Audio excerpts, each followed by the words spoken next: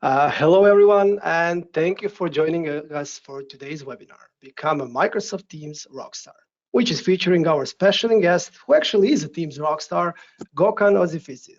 Gokan, sorry if I mangled your last name. Yeah, you can kill me later for that. So my name is Silvio, and I'm a sales executive here at Syskit. Here with me, we have Gokan, our star of the day, and my colleague Michael, who will be showing us a demo of Syskit Point later on, right after Gokan's, presentation you're all waiting for. So many of you already know Syskit as a company, but for those who don't, let me just briefly introduce you. So we're a software development company founded more than 14 years ago. We develop products for Microsoft 365 governance and security, as well as for SharePoint on-premise administration. We currently have more than 3,500 customers all across the globe, and I'm talking from SMBs to the corporate customers with over 100,000 users all around. In our current portfolio, we have 4 products, including our award-winning SP Docket. Some of you might know us for that. It was a big hit on-prem, as well as our flagship product, Syskit Point for M365 governance, which we're going to be discussing, later on. Now, just before we start, let's do a few housekeeping rules. So all registrants will receive a recording of a webinar, within a few days after the webinar itself. After the presentation, we will have a short demo of Syskit Point, showcasing how it can help you gain control over your Microsoft Teams and ensure secure collaboration. After that, we'll have a Q&A session where, our star Gokan will answer any questions you may have for him. So yeah, don't be shy. Please use the Q&A functionality on the right side of the screen and ask your questions throughout the entire webinar. Now, it is my pleasure to actually introduce you to Gokan, to our special guest. So Gokan is an independent SharePoint and Office 365 consultant for Neoxy, where he assists customers with building innovative, intelligent, and responsive cloud-driven solutions. He's also a proud author of books that have reached over 500,000 downloads. I'm jealous. And is founder of several Microsoft communities. He's also a frequent conference speaker. He's been honored with the Microsoft Regional Director and Microsoft MVP Award. So yeah, the guy has a lot to show for. And additionally, he's also an active Microsoft certified trainer and Microsoft Regional Lead for the MCT in Belgium. So yeah, that was, I believe, quite a grand introduction. So I hope Gokan is ready. Are you, Gokan? I am. Good morning. Well, thank you for the nice introduction, Silvio. I'll be taking it over from here and talk about 45 minutes about Microsoft Teams, 50 minutes if I may. So I'm going to just close this, and there we go. I just need to have some confirmation from you guys. Are you able to see my screen in the correct way? I would say yeah. Okay, fantastic. Well, thank you so much, Silvio. Welcome, everyone. Bonjour, good morning, good afternoon, salam, shalom, welcome, buongiorno, in any language from where you are from around the globe. Welcome to this session about Become a Teams Rockstar. My name is Gokan Ozcifci, and I know Silvio had a lot of difficulties to pronounce it, which is normal. Like even for myself, when I was born, when they told me Ozcifci, I was like, my goodness, couldn't that be easier? But no, it's like one of the world's complicated name ever. But hey, Gokan is simple, Gokan is easy, and my dad was actually impressed by Goku from Dragon Ball. So, he just thought, oh, I love Goku, so let's call my son Gokan. If you are an anime freak lover, then you will know why my name is on that way. So today it's all about Microsoft Teams, and I'll show you from A to Z on how you should use, what are the best practices, recommendations, or the bad habits that we have with Microsoft Teams. I live in Belgium, but I have some Turkish roots. So my dad and mom are from Antalya, so I really live here, but my heart is still in Antalya. And I think all the stuff that Silvio did talk about me, well, they're all also here summarized on the other page. So very quickly, I only have like a couple of slides to share with you because I'm like of those demo guys. I hate slides as much as you guys do. So I'm gonna still go within a couple of slides, explain you how I think Microsoft Teams is, and then we'll deep dive into the demo side of the story. So Microsoft Teams today is a container of multiple artifacts in Office 365. It is a correct statement to say that if one of those artifacts that you see on the right side have a problem, well, your Microsoft Teams has a problem. Today, we use SharePoint to store files. We use Viva to have add-ons on the employee experience. We can have apps, flows, bots, and so on our Microsoft Teams. We can use planners, lists, loops, and so on with Microsoft Teams. But Microsoft Teams is only a container, meaning that if one of those collaboration artifacts in Office 365 have a problem, well, your teams will have a problem. And this is probably the most interesting slide of today, which shows you the Microsoft Teams components. And therefore, I need to take my laser pointer to show you a bit how the architecture is designed in the backend. Every single time when you provision a Microsoft Teams, well, a group is provisioned for you. That M365 group, well, will trigger the creation of 3 basis artifacts which will help you working in Microsoft Teams. One shared mailbox for an email address, for your conversations, and so on and so on. A shared SharePoint site where you can store your files, and a shared OneNote notebook where you can take your notes. All of that managed by Entra ID, because you will add your users into the group, which will be synced to the Entra ID. And then you can definitely extend your experience, meaning that if you are not happy or not very well with what basically Teams offers to you, well, you can always go to the Loop components, to the Power Platform, or easily go to the Viva components and add all of those experiences into your Teams and consume those services as well. Well, is that all? No, because from an Azure perspective, you can also use Boards, Sentinel, or pipelines to build your own app, which will consume from Teams and do a mix and match from all of those services.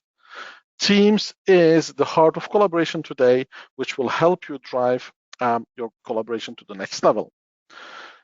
Remember I told you it's a container? Well, this shows you why it's a container. Well, you can see every feature we have today within Microsoft Teams is part of an artifact.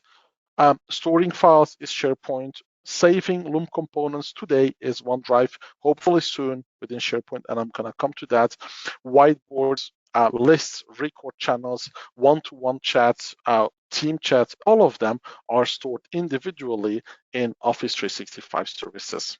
Hence the reason why I call it container, which you probably should never do that because Microsoft will not like the idea, or you will more confuse people. But it's a chat-based collaboration meant for a group of people within an organization to work closely or remotely.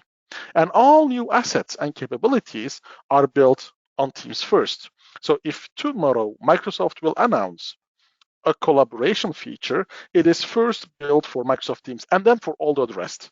On-prem, probably never. But hey, it still exists, but just so you know, it is for Teams first. It is not the Outlook replacer. It is not the Skype for Business replacer. It's all gone. You will never replace Outlook with that, and it has its own admin center capability. So it's like a real platform where you can do a bunch of stuff. And this is the most interesting slide of today, and then I only have like 1 or 2 slides more. It shows you that Teams is only a small piece of the whole pie within the M365 ecosystem. You know, when I see people telling, hey, I'm the real expert in M365 and I know everything about M365, well, probably yes, could be, but Teams here with Copilot on top of it and all the artifacts we have in the backend, when you add Windows 11 as a service, when you have the enterprise mobility and security on top of it, where you can extend your knowledge with the Power Platform or with data gateways, where you can actually get your data from prem and all connected to the graph, well, that makes it extremely complex. And hey, Teams is only a small piece of what we're going to talk about. Tomorrow, you probably will have someone who can deep dive about whiteboards, about Visio, about OneNote or Outlook, and all of that are different tools of collaboration meant for other projects or other ways of working. Why did we need Teams? Well, within the digital transformation era, on-premises was still complex, and I'm an on-prem guy. I did on-prem a lot back in time. And when we announced Office 365 or M365, we needed a spot for a secure, scalable, and flexible hub. And look, today, every new stuff is in the cloud only. When you think about the simplicity, if you still are on-prem, well, good luck with form-based authentication, with VPN connections, with channels, with certificates. It's all complicated to manage. Look to the offerings like OneDrive with the 1 terabyte per user. Think to innovations such as AI, Delve, Syntax, transformations with Dataverse, Power Apps, security, and next-gen collaboration with Microsoft Loop, and so on.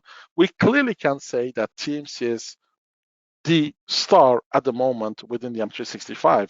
And Satya, say we are at the era of mobile first, cloud first. For me, basically, it's Teams first and cloud first. Teams plays a very important role in our organization. But is that really so? And this is what I have learned from my customers with working with them on Microsoft Teams, is that Teams is not an answer for everything. It is an answer for a lot of things, but not for everything. And let me show that to you. A project is composed about 3 pillars: the me, the we, and the all pillars. The me is whenever I have an idea about a project, I want to transform a process, I want to improve a process, I want to create a process, improve the IT system, and so on. Projects you have in mind, well, those could be perfectly stored into a team, into a OneDrive, or into a mailbox mail. You don't need to have a team when you are into a me phase. You have a bunch of other tools within the M365 stack that could help you. Whenever we are in the we phase, well, you have the draft and the asset pillar. The draft is, okay, I have my idea, and take the example, I want to improve that specific business process. Well, that draft idea, well, you can share it with your team. If I'm working in marketing, I can share this with the marketing. If I work for IT, I can share this with the IT team. And therefore, yes, you could use Microsoft Teams or a SharePoint site. When the draft becomes an asset, so you have done your POC, you want to show this to your business unit, well, then yes, you can go for Viva Engage, you can go for Teams and SharePoint, all okay.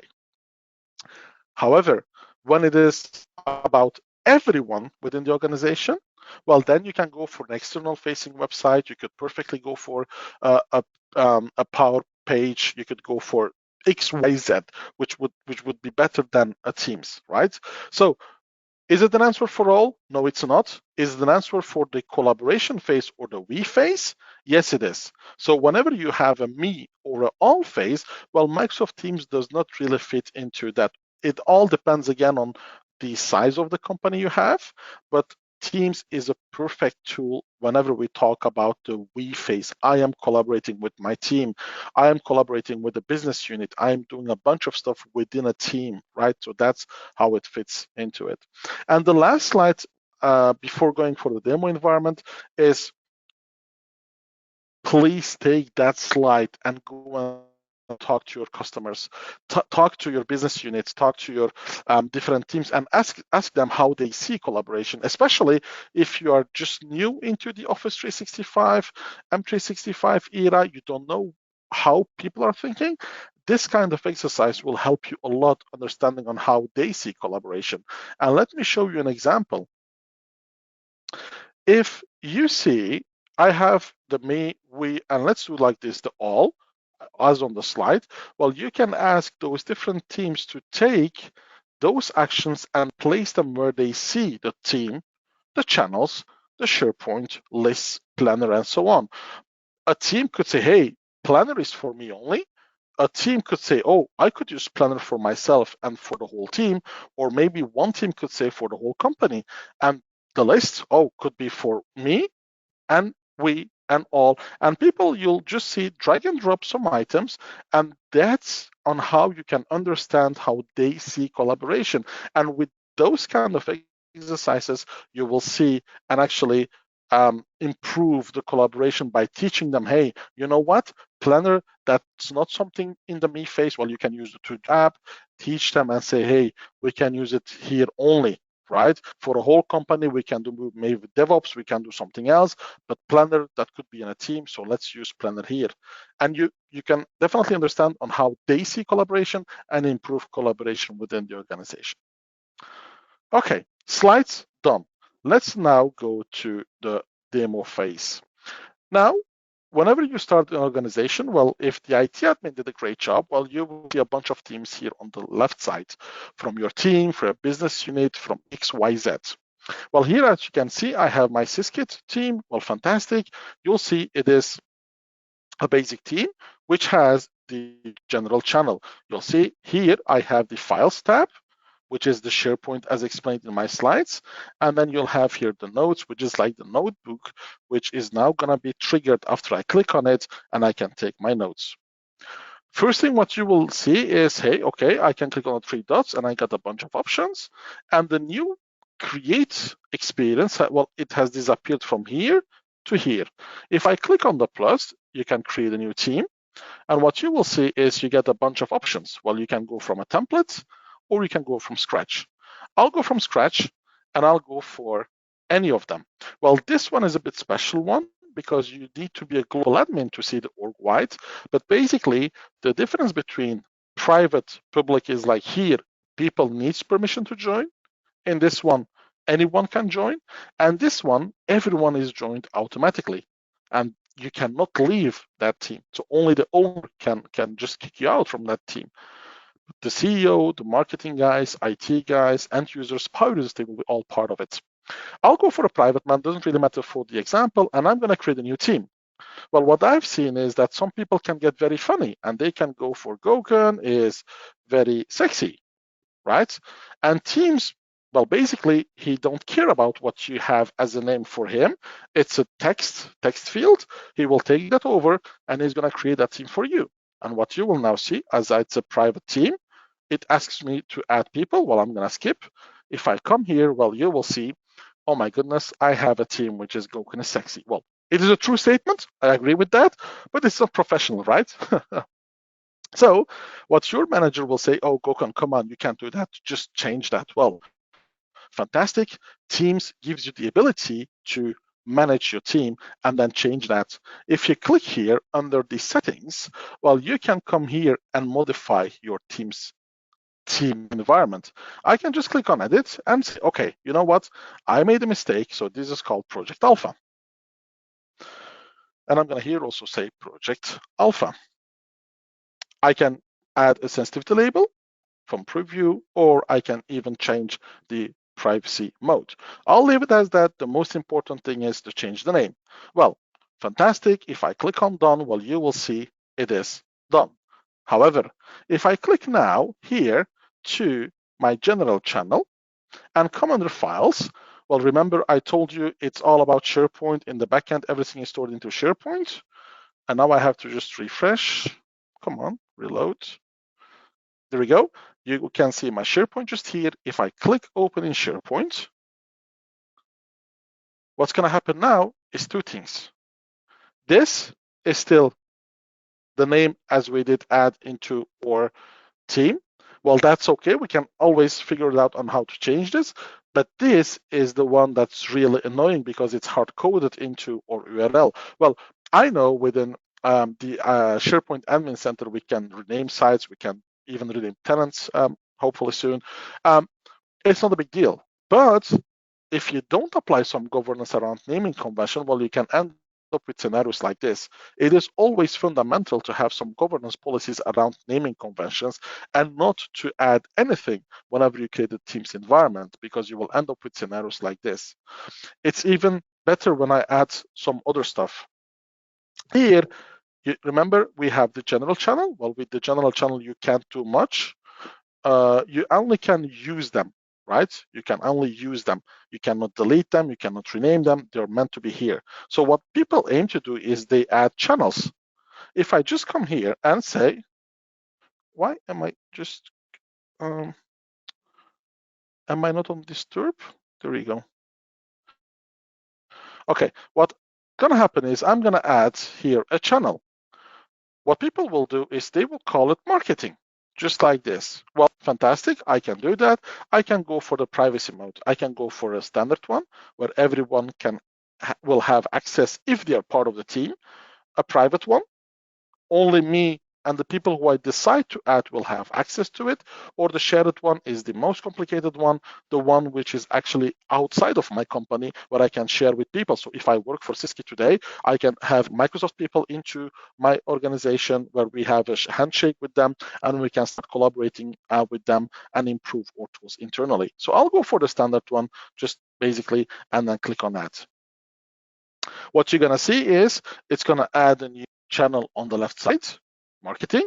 And if I go to the file segment, which is again, SharePoint, well, if I come to my Gokan Ozcifci and come to my documents, well, you'll see that there is a new folder. It is the correct statement to say that each channel we have within Microsoft Teams is listening and relying onto one folder within our SharePoint environment. So it has a one-to-one relationship. That means if I like SharePoint, but my marketing, they like working with SharePoint because they've been working with SharePoint for years now. They feel comfortable, no worries. They can always use that interface and just say, okay, I'm going to create a new folder and I'm going to call it from SharePoint. And I'm going to give it a different color, red, from SharePoint. If I come back to my marketing, just do a little refresh because we are on the web version, well, you'll see that here I have that folder. Well, this is no rocket science. Probably everyone heard about that. Everyone read about that. What's interesting is the following.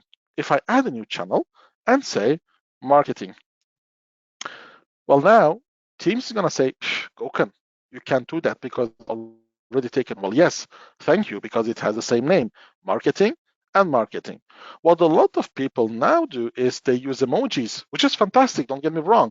Using emojis is the next generation of communication. Like if I like to talk to my wife and I don't want kids to see that, we talk in emojis and people don't really understand what you mean, or you want to make stuff easier, just use emojis.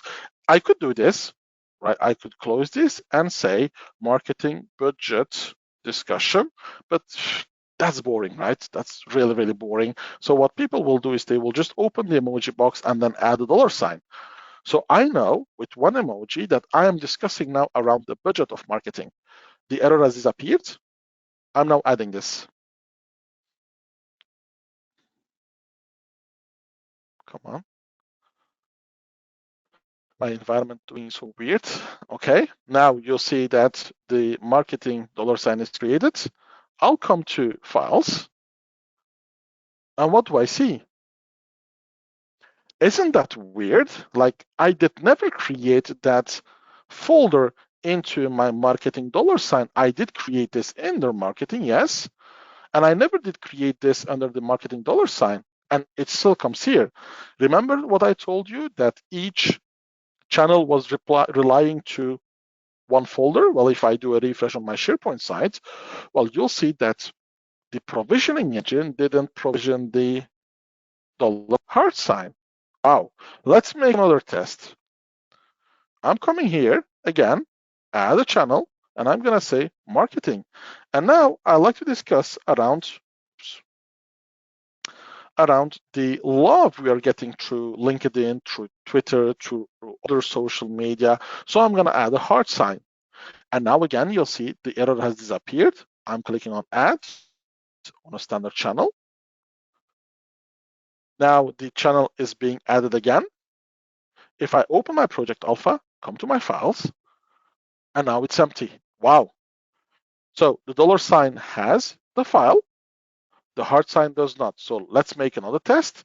I'm gonna just rename this and say from the dollar sign channel. I'm making the modification from the dollar sign. I'm even changing the color. I'm updating this. It's updated. I'll go to marketing. I'll go to files. Well, you'll see that the file is updated as well. If I come to my SharePoint, oh, wow. Now I have a marketing heart sign. Governance, naming convention, standardization, all of that is extremely important by Microsoft Teams. Why? Because the provisioning engine couldn't understand what the ASCII code was of the dollar sign. He probably said, oh, I already have a marketing folder, so let's use that one. And now you have two channels relying up to one folder, which is like a bad thing, right? You don't want to have two channels relying onto one folder. You want to have a one-to-one relationship as you have with the hard sign or the general sign. Naming conventions are very important within your governance. You have to always think two steps before what your end users can do. And today I haven't found a way on how you could disable the emoji box, but education governance is the key whenever you name your sites or your channels. Very, very, very important. If I just come now here and say, oh, by the way, let me also show you within Azure AD or Entra ID, they renamed it recently, Entra ID. If you go to your groups here, well, under the settings, well, you have the naming policy. My goodness, everything is like crashing today. Okay, I have just to refresh. My apologies here for, there we go, come on. Under the groups, if you go for Entra ID and choose for groups, under the naming policy, well, you have two sections, which is fundamental for every organization when you apply some governance. Well, first thing is you can block some words. You download a CSV file, you add up to 5,000 words that you want to block, like is sexy is probably something that you want to block. Well, you download the CSV, add that word into here, you upload that one. And the second one is you apply some naming convention.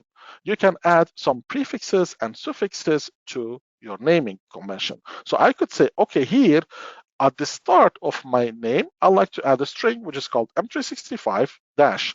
And you'll see here that the policy will rename every team and every group that I'll create to M365 dash the group name.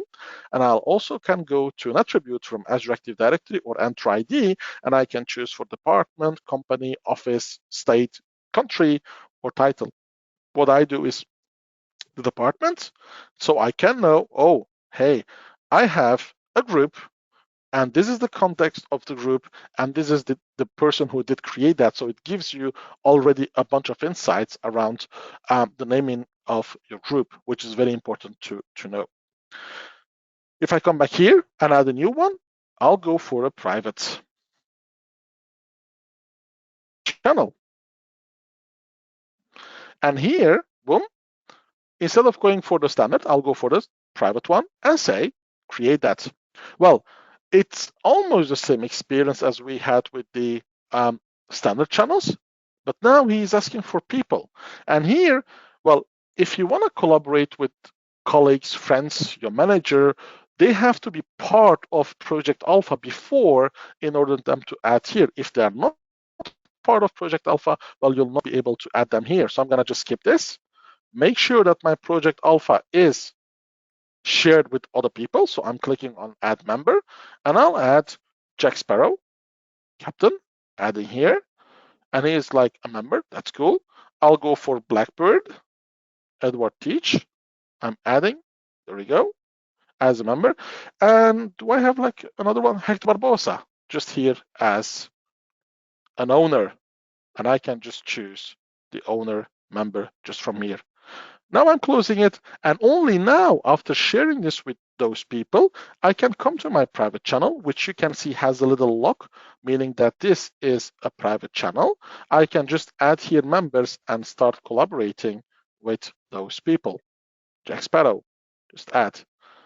And now, this private channel, if I click here and go to Files and say, Open in SharePoint,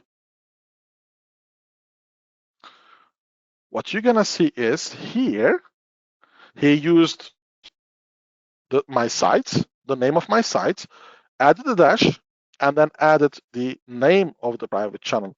So basically, a private channel is a brand new SharePoint site, which is not connected to my group. So if I come to my slides and I explicitly left it open, remember this here, well, that's a private channel. The reason why we don't use the shared SharePoint document library and we go for a independent or standalone SharePoint is Microsoft wanted that the group owners which have full access to the SharePoint, well, they don't have access here. Basically, only the creator, so me, and the people who I add into that private channel will have access to that SharePoint site. So the owner will not be able to see the content or what we discuss within that private channel. And that's the reason why you can see it from here. I can delete this. And what people never do is read. We have also read the manual, joke in between IT. They never read the manual. It says, are you sure to want to delete? Well, yes, all conversation will be gone. However, the files are still accessible. If I do this, yes, I'll delete that one, yes, and I'll delete that one too. They're all gone. Now, remember, I told you you have a bunch of options such as deleting, editing, nothing rocket science, but under the manager team, well, you have a bunch of options such as adding members and guests. Well, you can add and define the roles within that page. You can go for channels and say who is gonna, you can see all the channels from here, the shared one, but also the deleted ones. So if you deleted the channel, well, you have less than 30 days to restore those channels. You can always come here and click on restore, and that marketing channel will be restored for you. The main reason why Microsoft is adding, hey, you delete your channel, but the files are still there, is to make it sure that if you come back to your marketing, well, it should be able to read from that marketing too. So the files are never gone. The files remain in SharePoint, and whenever you restore that channel, well, it will automatically make that link so you can see the documents from your channels. Here, under the settings, we've seen this. You can add a picture, you can change the name, you can apply some basic governance, but I highly encourage you to go for a real governance tool because those are very minimalistic governance options, such as this one is the one that I always disable. I don't want that my members are able to create or update channels. I like to apply some governance, and I say, okay, for each project we create in Teams, they have 4 channels or 10 channels with that specific structure. Well, no matter in which team I work or which project I do, if I switch from project to project, it's the same structure, so it's easier for me to understand, adapt, and do my job. If I don't do that, well, everyone in a project will delete, add, create a bunch of channels.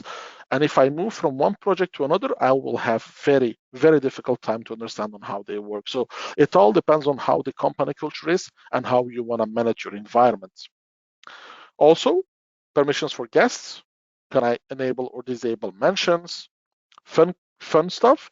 I can disable all the fun stuff. I can generate a team code. There is no team code attached to your team unless you click on generate, and that code you can just use them. You cannot add a code that you want. It's something that Microsoft generates for you. And if I copy this, well, you can just click on plus, click on join a team, and then paste that code just here. This is a phenomenal option if you're providing workshops, hands-on, delivering some courses, or you created a generic team for the whole organization. You just share the code with them and anyone can easily join your team. Then this one, tags. Tags are very important and very underestimated, and no one really uses it as it should be. The thing is, with tags, you can mention people in your team's environment. Here you can apply some governance and say who can use them, but let me show that to you. Every team can have tags, and please use them as much as possible. So you could have like SharePoint admins, right? And I can add you a description and I'll say, okay, Jack is a SharePoint admin as well as Hector is a SharePoint admin, right? I'll create that. Then I could easily say also, oh, I need another tag, and I'm gonna say here, I have Syskit admins. And I'll say, oh, Gokan is one of those. He knows very well Syskit, and let's say Hector too. Those are the Syskit admins, right? So what's happening here is when you create a tag, well, you can just come here to any channel, start a new post, and say, help me with the Syskit installation. And then you can just say, hey, and then just use the @ sign, and then go for Syskit. And then you will see that there is a tag called Syskit admins with 2 people into that tag. And then you can just write any text with A, B, C, and then when you post this, well, the people who are part of that Syskit admin stack will get a notification around that topic. This is fundamental and tremendously well done for people who are new in the organization. Me, I don't have to know who is behind the scene managing a system, providing assistance to my subset of tools. I just know the hashtag, and that's going to work. What I said to my customers is the following. I always said, hey, use the hashtag. But the problem with hashtag, well, no, I always said use unique identifier. Let me do it in that way. Why?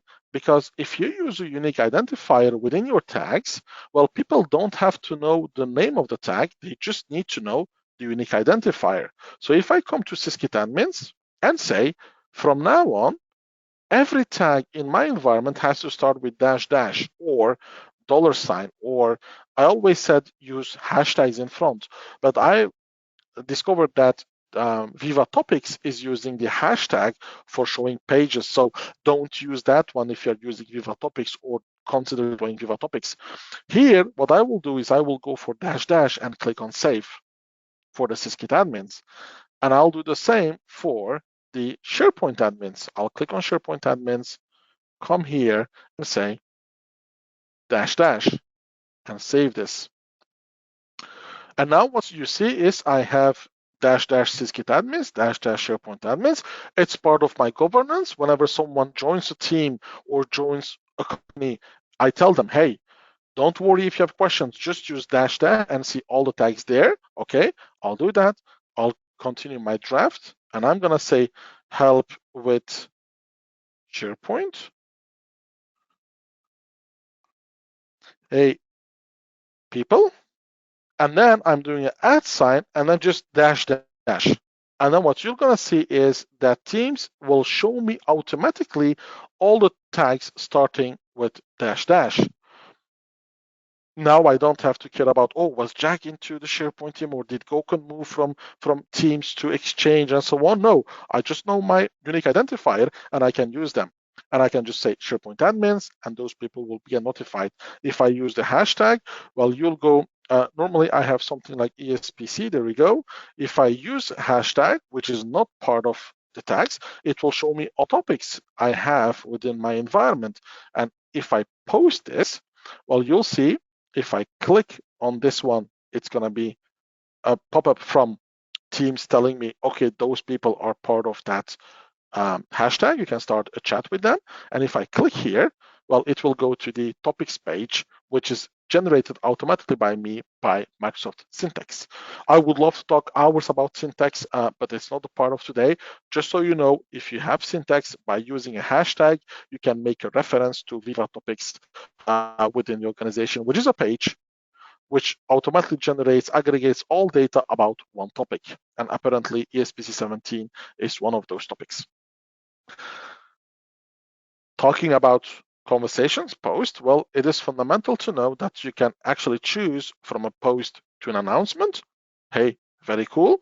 I can apply some governance, but I can also start my text in any language I like to. Bonjour. Bonjour. Pourriez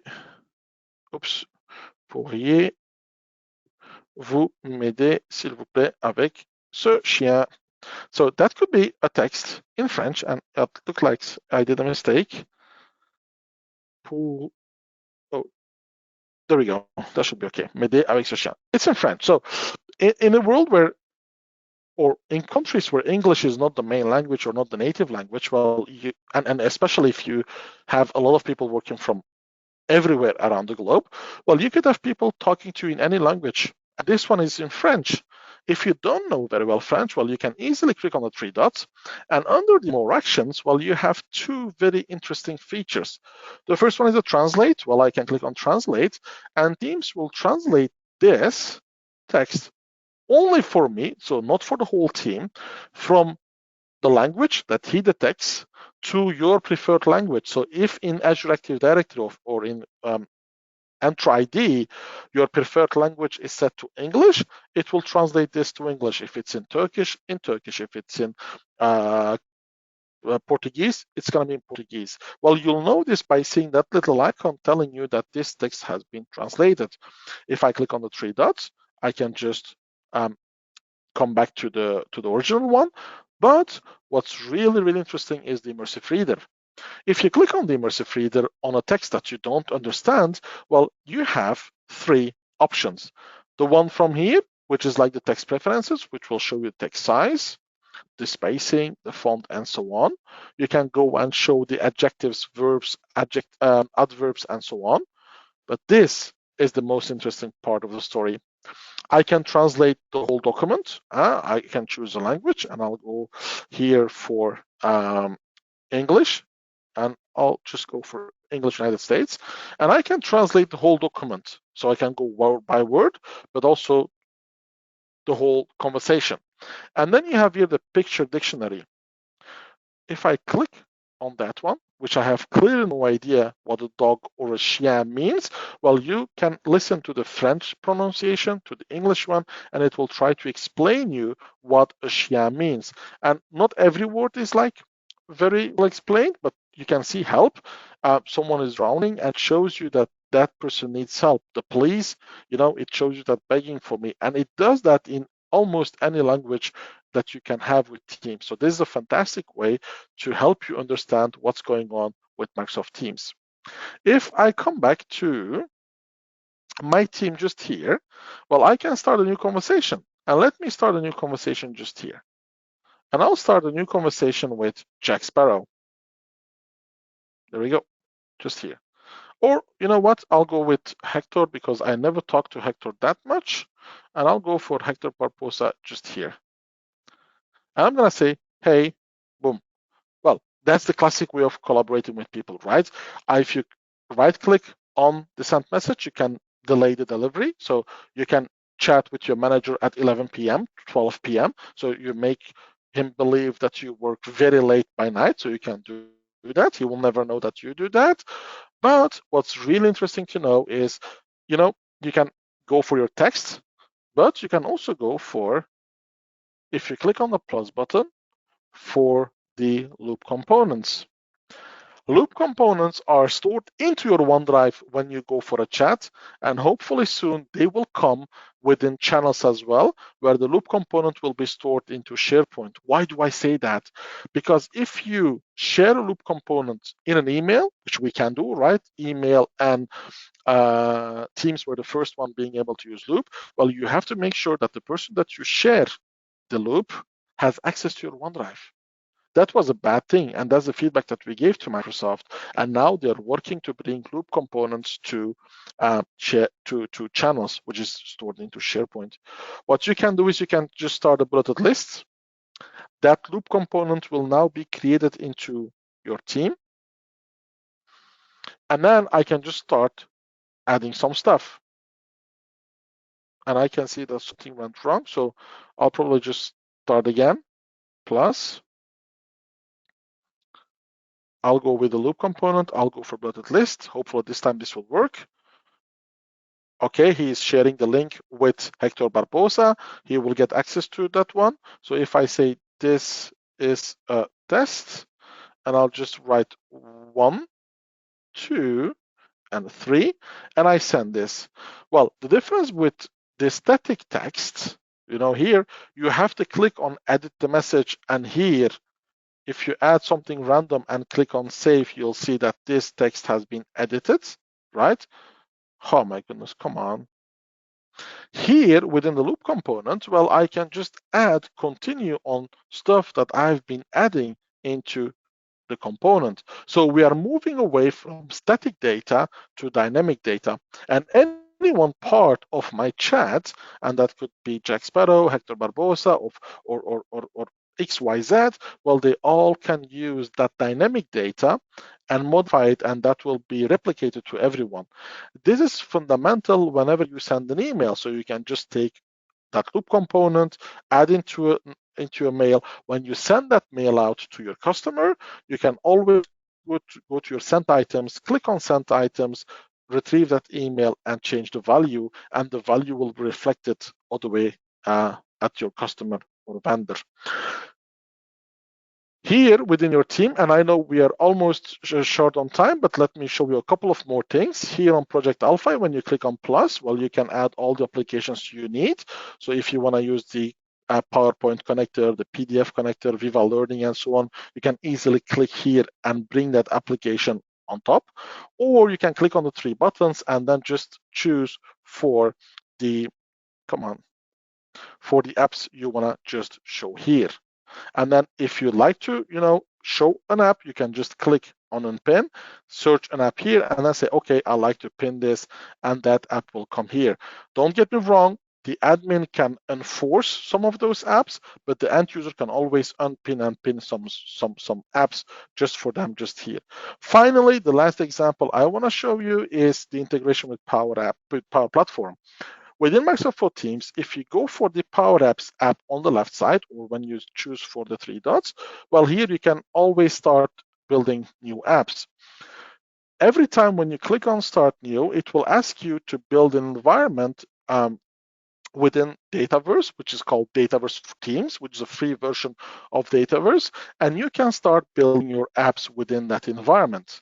Now, take the example. I am now within my Syskit environment, and I'm building Syskit 365 app. I'll save my app here. That application is now saved into my Microsoft Teams Syskit 365. And I can now easily here come and build a new application. I can just add a button, boom, and that button will be here. I can insert a gallery, and I'm just now building an app within my Teams environment, right? I'm not even into Power Apps. And when I'm done, I can just save this, click on Publish, click on Next. And when I'm done building my application on the Dataverse for Teams, which is a free version, which only allows you to have like 2 gigabytes of data or 1 million of row, I can just select my channel, just this one, click on plus here. Oh, this one is too much. And that app will be then saved into my Teams environment. I click on save, the app has been saved.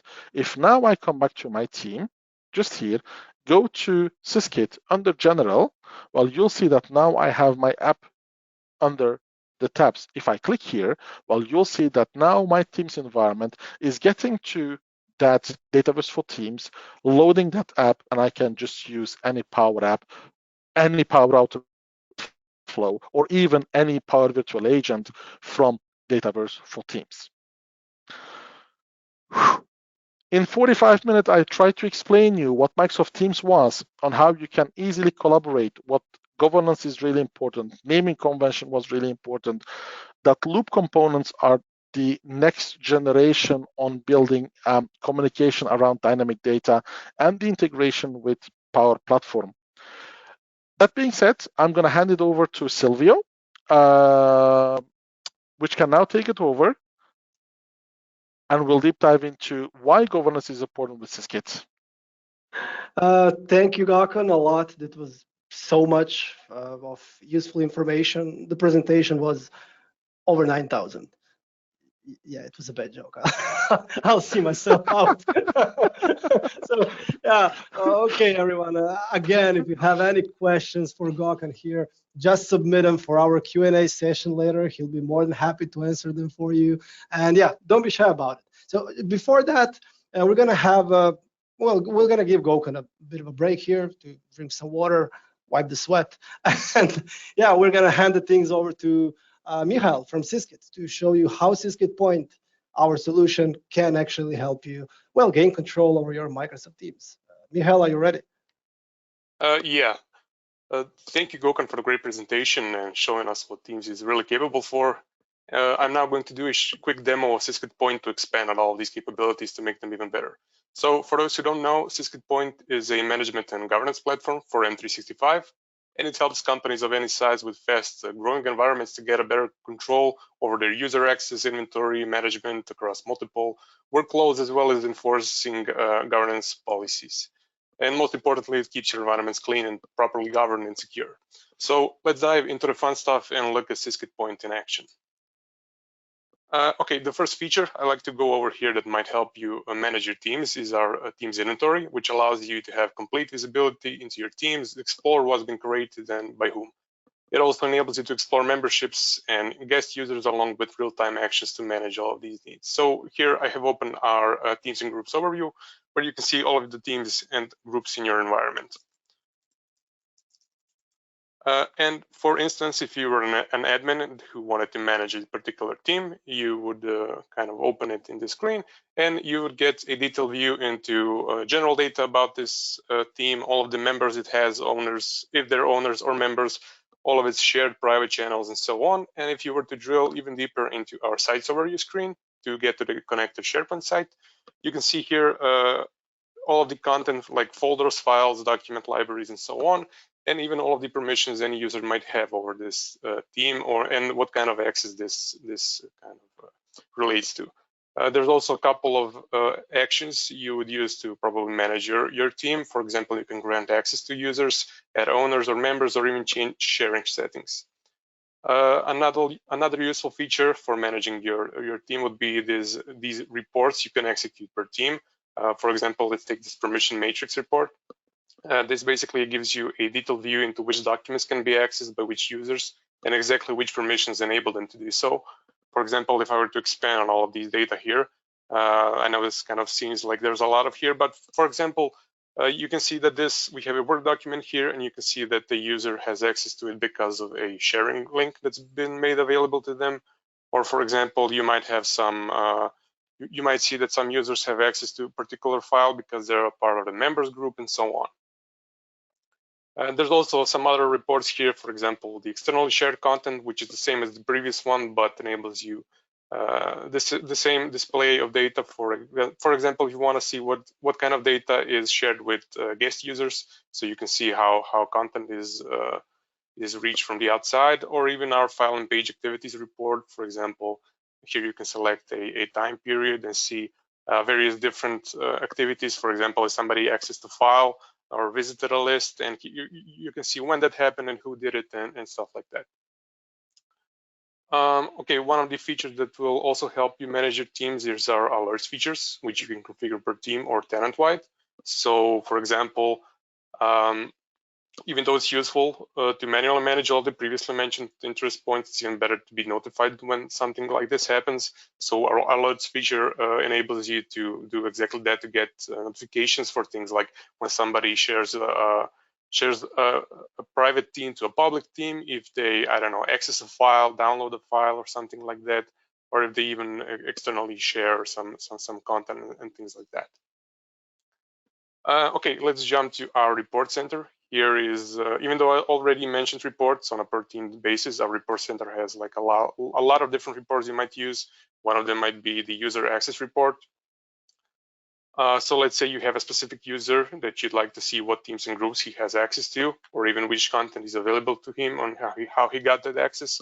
For example, if you're an admin and you get a call like, I have this user that can see some content that maybe he shouldn't be able to, you could just run this report, and here you should be able to see all of the teams and groups he has access to. For example, we see the selected user, all of the teams he can view, all of the content inside of the teams, for example, documents they can see. And if for some reason you want to remove their access, you can do this with some quick actions here. Or even better, you would probably want to manage the user more in detail. So you would drill into our user overview. Here you can see some general data about the user, see exactly all of the teams and groups he's a member of or owner of, and all of the access he has over those groups. And for example, if you'd like to manage him, you can do it right here on the right side. Like you can add him to a group, delete him, or block his user sign-in, which is, for example, useful for onboarding situations or offboarding situations in your organization. For example, you can copy user permissions when you want to create a new user to have the same ones. This is an existing user, and this would help you kind of manage your teams and users and everything around that. There's also some other reports like the orphaned workspaces report, which is useful if you want to see which workspaces don't have an active owner, which may be a security risk. So you'd want to like see and handle that proactively. or the group membership report. If, for example, you have some restructuring in your organization, you can like select a couple of teams that you'd like to restructure and see exactly which users are part of each team and what role they have. Another useful feature to help you manage all of your teams is our governance features, which are also available through our settings screen if you're logged in as an admin. So, for example, let's go over the lifecycle management features. So when environments grow, they often create a clutter of unused content, which may create security issues, and this solves the problem by providing an insight into workspaces where no activity has been detected for the last 90 days or whatever you want to configure. And this allows you to quickly decide whether you'd like to keep, archive, or delete the workspace.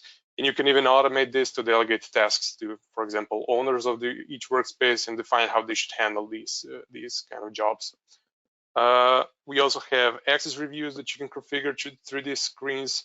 Remember how we previously mentioned that it's important to make sure that right users have the access to the right thing? Well, this allows you to automate this process by sending regular email reminders to team owners or whoever you define and delegate this job to the right people in each team so they can kind of review the access by themselves. We also have the policies feature. Well, the most effective way of improving security and compliance is following known rules and standards. So to achieve this, you can use already pre-configured policies, which are regarded as best practice, in addition to creating your custom ones. So, for example, we have a lot of them here. Some of the default ones that are already enabled is the minimum 2 owners policy. This basically detects which workspace doesn't have a minimum number of owners, which should be at least 2. And then they appear as vulnerabilities in your security and compliance dashboard, which kind of hints you that there's something you should take care of. We also have other policies like the maximum number of owner, the orphaned workspaces, inactive guest users, and so on. And to really make use of these policies, we have a new feature called the policy automation engine. Here you can basically create rules around those policies. For example, we have this ownership policy, and you can, for example, I want all of the workspaces that are, for example, groups or teams, or I don't know, if their name equals to some text or starts with some text. For them, I want to apply a particular set of policies, for example, the minimum number of owners or whatever you define. So there's a lot of here I could not cover, so this is the best I could do in this short time span. So if you like what you see here, feel free to try out our fully functional 21-day free trial with no strings attached. And there's also a point brochure available for download in the chat to read more about it. And that would be it. Thank you for your time. And now back to Silvio. Yeah, thank you, Michael. Absolutely excellent presentation. So now it's time to actually do the Q&A session with Gokan. It's not going to be a long one. We're nearing the end of time, but yeah, we're definitely going to kick up a couple of those. So yeah, Gokan, are you ready? I am ready, yes, Silvio. Okay, great. So let's start with the first one. This should hone your technical support skills a bit. So one of the attendees says that the shared channel stopped working for external, shared channels stopped working for an external user. They want to know, where do they start digging for what's the problem, why it stopped working. So they cannot add new external users, but existing ones have not lost their access. Okay, so basically, B2B Connect is an Azure functionality. If you want to dig into what's going on, what's happening, I would first go for the audit log as well as the Azure space and look what's going on. Like, when did that user connect? Do they have access to? Make sure that the trust is established between the two companies. So the first spot would be on Azure, nothing to do basically with Teams. It's all the configuration is done on the Azure side. I would dig into that side. Okay, great. Thank you, Gokan. Then another one would be a bit more open question, which is when would you recommend creating a channel versus a new team? Okay, so a new team, basically, you have to see it as a brand new container for X need. So if your need is to discuss around the project, if your need is to discuss around a feature, if your need is around a global change, well, a team most likely would make a sense. If in your project you have to discuss, like take the example that we create a team, and that is for replacing all the legacy tools we have with Power Platform. So you could create a team with that and invite a bunch of people and start collaborating, brainstorming together. Then within that team, you can create channels where you can make a division on the topics you want to discuss. As I said, Power Platform, well, you could create a channel Power Apps, another channel for Power Automate, another channel for Power Virtual Agents. Channels are part of a team. So it's either one big team with multiple channels, or you can go for a shared channel, which is part of a team, and then you can discuss anything you want around that. It's a bit about on how you want to collaborate and how big that team should be. But if you ask me, I would always try to go for a new team and then only for a channel. Because at the end, if you go for a channel only in an existing team, if that team for some reason has to disappear or needs to be archived, or they're out of space, they have to remove some documents, well, you'll be the one that they're going to kick out because you don't have to do anything into that team. Always try to think, do I need a team? If the answer is yes, go for that team. And that question should be how big your demand is for collaboration. Okay, great, Gokan. Now another one. Can you hide the general channel in a team site so only private channels are shown? Unfortunately, the general channel is available and you cannot remove it, you cannot delete it, you cannot rename it. It's always going to be available into your team, unfortunately. Okay, and I think the last one we'll do, because we are 1 minute over, is, well, can shared channels be made private? Can shared channels be made private? I don't think so. Today we have 3 channels, the standard, private, and shared, and I'm not aware that you can make a shared channel as private. Okay. No, like technically no. I have to think why you would do that, but technically no. Okay. Yeah, I think, yeah, we're going to wrap this up for the questions so far. Don't want to keep people too long over, neither you, Gokan, as well. So once again, thank you everyone for joining us for today's webinar. As mentioned, everyone who registered will receive a recording within a few days. Thank you again, Gokan. You've been an absolutely great guest today. It was a pleasure having you. Hope to have you again. And is there anything you would like to, say to the audience, to me? Sure. Use Teams as much as possible. Don't be scared to create your teams, create your channels. Make sure that you have some great policies like Syskit is proposing, your governance, educate your people, tell them what the good and the bad is. And one last advice, don't be too scared to fail, because it's the failures that's going to make your governance and your policies to become next level. Enjoy Teams. Great. Yeah, you heard Gokan. So if you have any further questions regarding Syskit Point, what Michal showed you, or any of our products, just reach out to us at sales@syskit.com. As said, it was a pleasure having you all here, and hope to see you again next time. Take care.